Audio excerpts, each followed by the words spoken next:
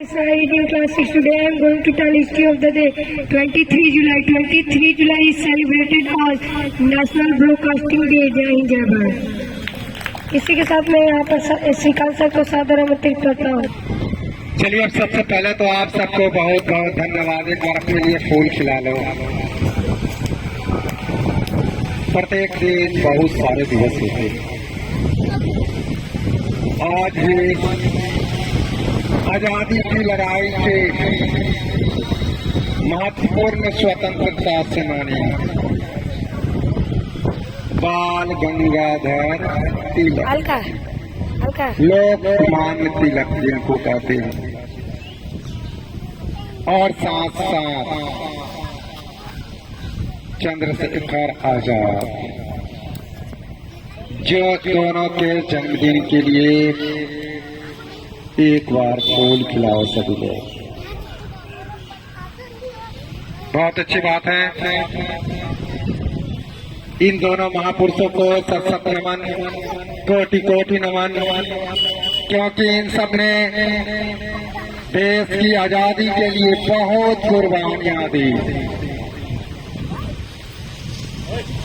1856 में जन्म लिए बाल गंगाधर तिलक।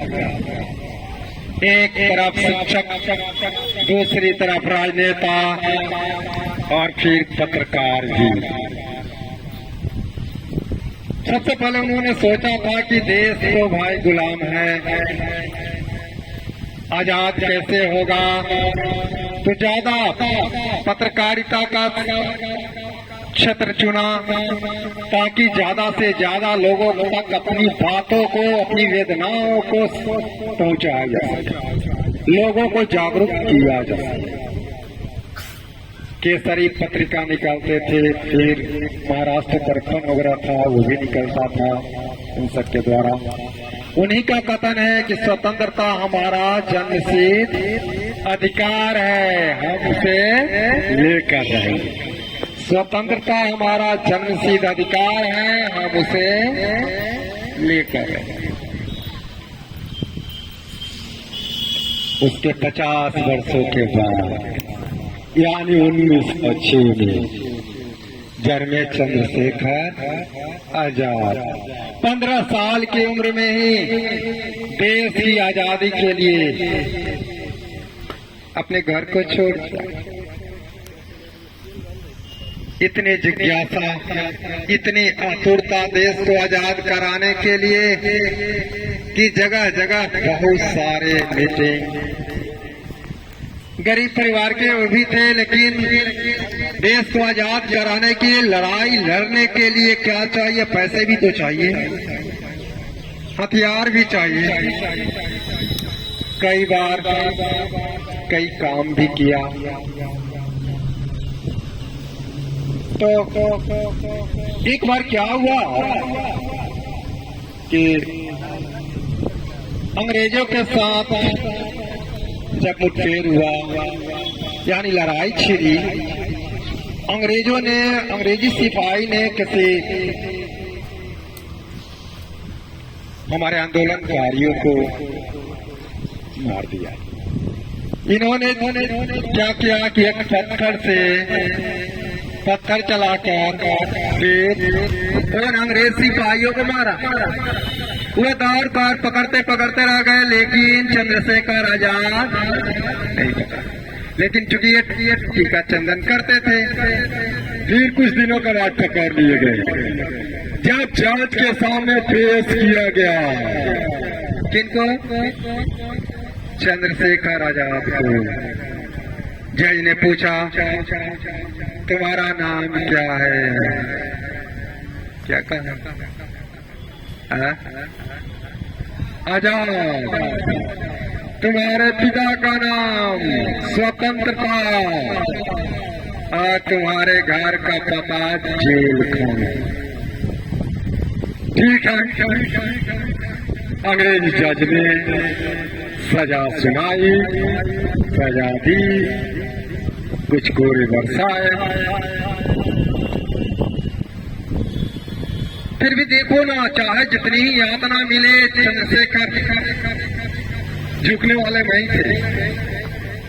ऐसे ही लड़ते लड़ते लड़ते लड़ते जब इनकी गोलियां समाप्त हो गई तो सोचा कि अंग्रेजों के हाथ में मरना मुनासिब नहीं, और अंतिम गोली अपने इन सर में चला लिए। फिर क्या हुआ, ये शहीद हो गए, फिर भी कोई अंग्रेज सिपाही छूने के लिए तैयार नहीं। इतना डरते थे लोग, छूने के लिए नहीं। शहीद होने के बाद भी पहले गोलियां चलाई, देखा कि कोई आंख नहीं आ रही है, तब उनके करीब गए लोग। ये रही उनकी बहादुरी के कारनामे। इस प्रकार चाहे कोई भी देश हो, आजादी लेना बड़ी मुश्किल काम है।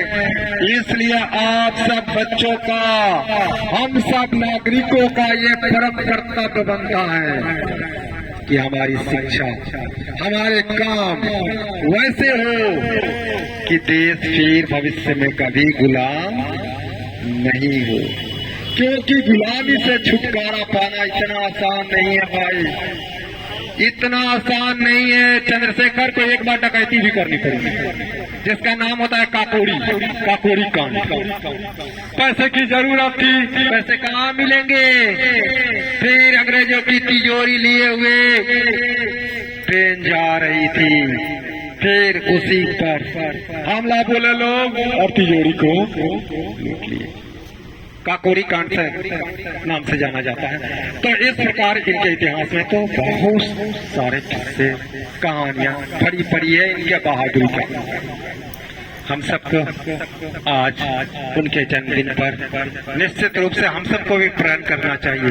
बच्चों को तू ही सब देश के, राष्ट्र के भविष्य हो, कि हम अपनी सारी कुर्बानियां दे देंगे लेकिन देश को बचाए रखेंगे। कहा भी गया है, जननी जन्मभूमि स्वर्गादपि करियसी।